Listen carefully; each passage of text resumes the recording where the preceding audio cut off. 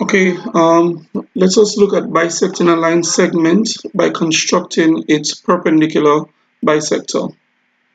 Step 1. Draw line segment AB of length 10 centimeters. Draw line segment AB of length 10 centimeter.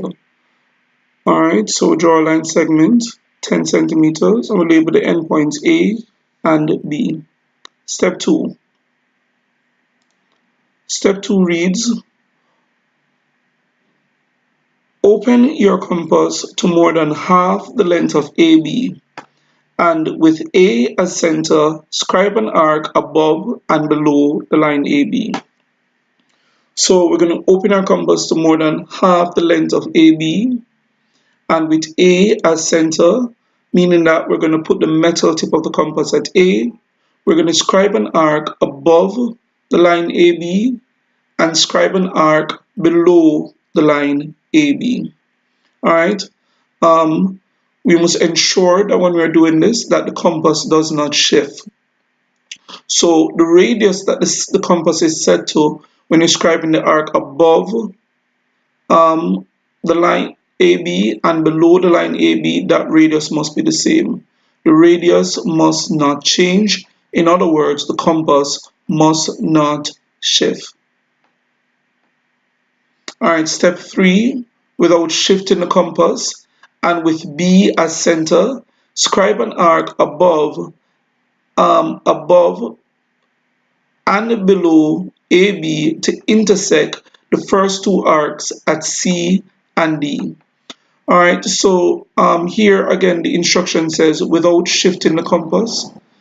Here without shifting the compass simply means that at this point I'm just going to move the metal tip of the compass from A and put it at B, and then I'm going to scribe two arcs again, one above, one below, to intersect the first two arcs.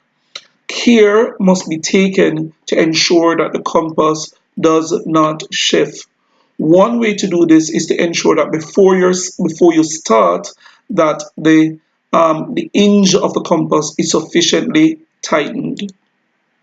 All right, so move the metal tip over the compass from A over to B and scribe two arcs again, one above, one below, and you must ensure that the compass does not shift. In other words, the radius must remain the same. Step 4. We're going to draw a straight line through C and D, and the line CD is the perpendicular bisector of AB.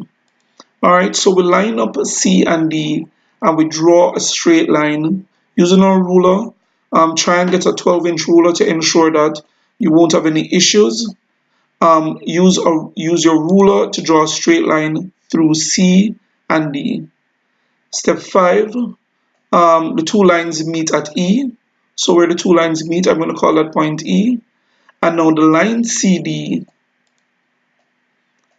is the perpendicular bisector of AB because it divides AB into two equal halves and it meets AB at right angles. So the right angle there is where you get the term perpendicular, and bisector because the line CD divides the line AB, or line segment CD divides the line segment AB into two equal halves.